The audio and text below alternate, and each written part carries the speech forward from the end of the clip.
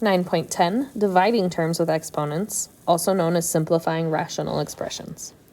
I can simplify rational expressions using the quotient property of exponents.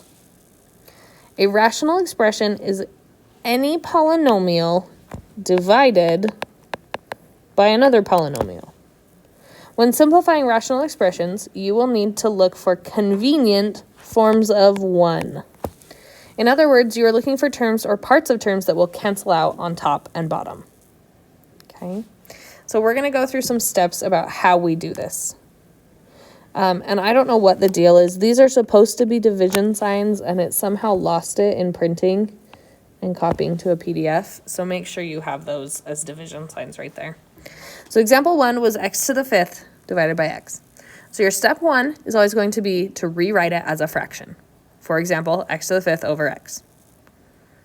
And then you want to expand your exponents. So x to the 5th means x times x times x times x times x, still divided by x.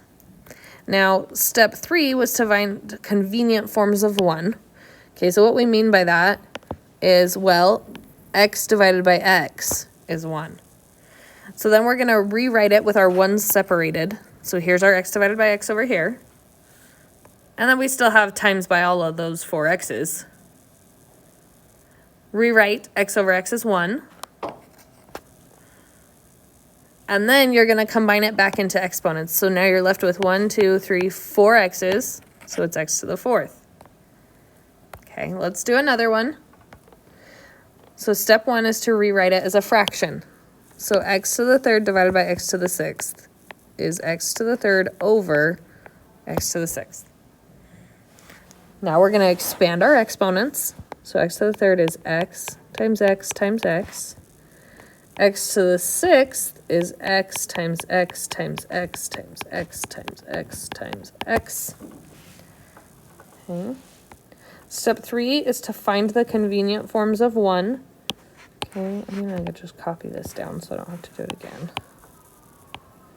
So where are convenient forms of 1? Well, this x divided by x is 1. This x divided by x is 1. And this x divided by x is 1.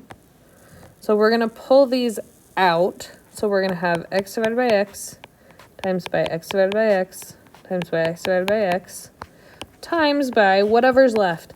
Now there's nothing left on the top, so we leave it as a 1. Okay? And then on the bottom, we have x times x times x. Okay? Step 5 is to rewrite them as 1s. So we're going to have 1 times 1 times 1 times 1 over x times x times x. And we know that doing all these 1s times this thing doesn't do anything. Timesing something by 1 just gives you back itself. So the last thing we need to do is write it with our exponents again, and we're going to get 1 over x to the 3rd. So I'm going to look at this for a second and see if you can find the pattern. What's going on here? So let's try it again.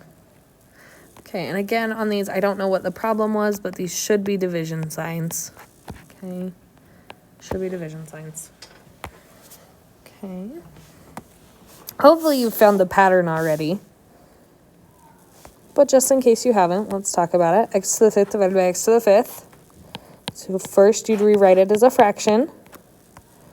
Then we'd expand out our exponents.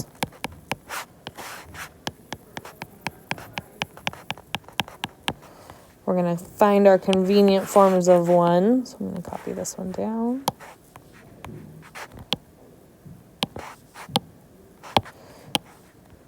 So we've got x over x here, x over x here, x over x here, x over x here, and x over x here. So we're going to rewrite it with our 1 separated. So we've got 1x over x, 2x over x, 3x over x, 4, and 5. And we actually don't have anything left over. So we're going to rewrite those as 1s. So we're going to have 1 times 1 times 1 times 1 times 1. Which is just 1. Okay. Let's try this last one. Okay, this one's a little bit tricky. So step 1 is still to just write it as a fraction. Okay. Step 2 is to write it out.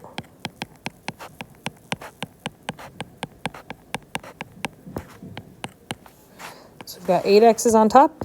The bottom one says x squared to the 4th. So we're going to have x times x 4 times.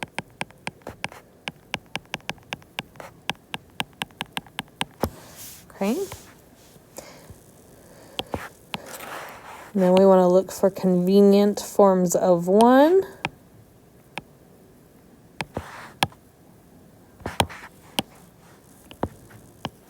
There's one there, one there, one there, one there, and there. Which means we have x over x times x over x times x over x times x over x times x over x times x over x times x over x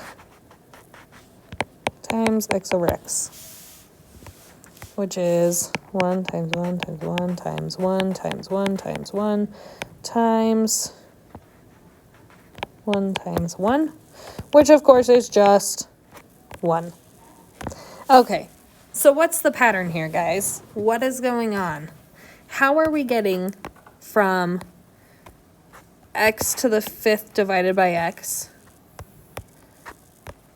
to x to the 4th?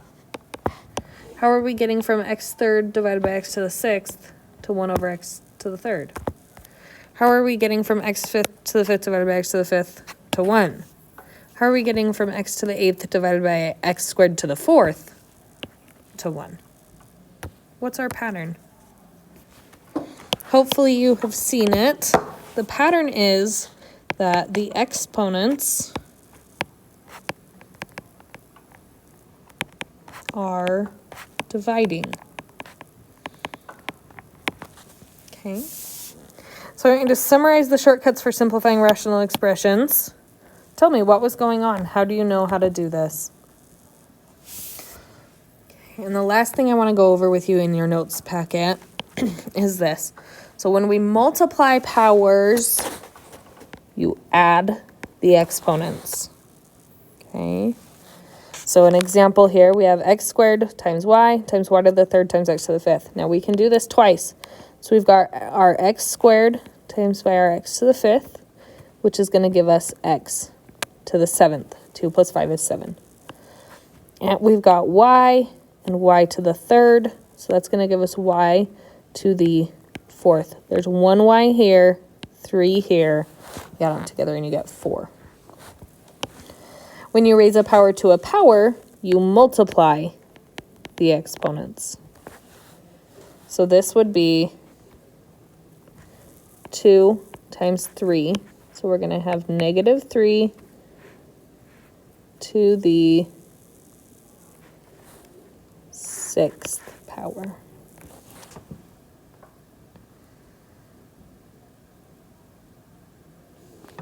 Okay. When you divide powers, you subtract. Oh my goodness, I said the wrong word down here, didn't I? They're not dividing. The exponents are subtracting. I apologize, guys. The exponents are subtracting. So when you divide powers, you subtract the exponents. You also do it with your numbers. So the numbers are kind of treated separately, and we reduce fractions. So 2 over 4 reduces to 1 over 2. We've got a squared divided by a. Remember, if there's no exponent, it's a 1. So 2 minus 1 is 1. So we're going to have a to the 1st power up top. You can write the 1st power or not. It doesn't matter. And then we've got b to the 4th and b to the 5th. So 4 minus 5 is negative 1. This one's kind of a weird one. So when we're dividing, it's just going to stay in the spot that's bigger. We also need to talk about negative exponents here. So if you were to do the b to the 4th divided by b to the 5th and use your shortcut, you'd say, well, 4 minus 5 is negative 1, so you'd say b to the negative 1. A negative exponent tells you that it is in the wrong spot. Either it's in the numerator and it needs to be in the denominator, or it's in the denominator and it needs to be in the numerator. So the reason that b ends up in the bottom is because there were more down here. But when you're using the shortcut, you have to realize that b to the negative 1 means it goes in the denominator. Okay. And if you think about why that makes sense, I think you'll have a better time of things. So b times b times b times b over b times b times b times b times b, these ones are all going to cancel to 1, which leaves you with nothing in the top and b in the bottom, which is why we put it down here, because it was down here on this one. But if you're just using the shortcut and you don't want to write all of those out, that gets a little bit confusing. So just realize that if the top one is smaller than the bottom one, you're going to get a negative. That's going to tell you to put it in the bottom. Okay. You'll notice that this was negative 1, but this is positive 1. Okay.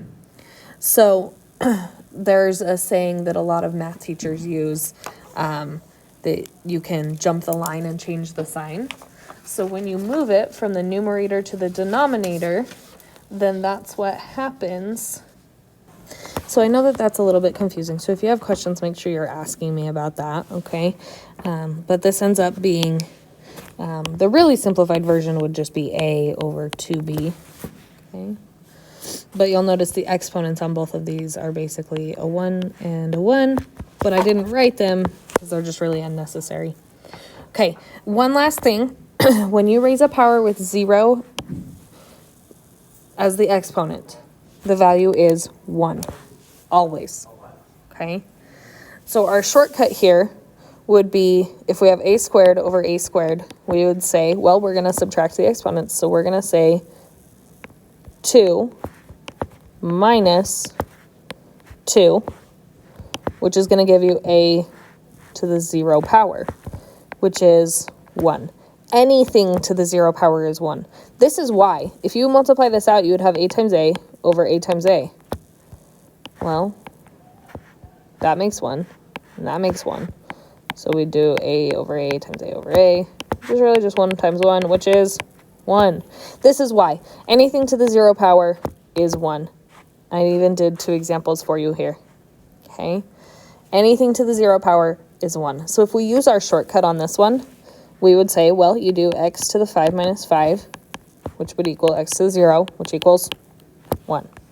This one, you would say x to the 8th power minus 2 times 4, which equals x to the 8 minus 8, which equals x to the 0, which equals 1. If you want to know why, here you go. But that's always going to happen. Anything to the 0 power is 1.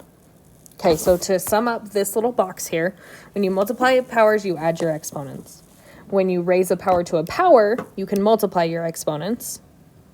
When you divide powers, you subtract the exponents.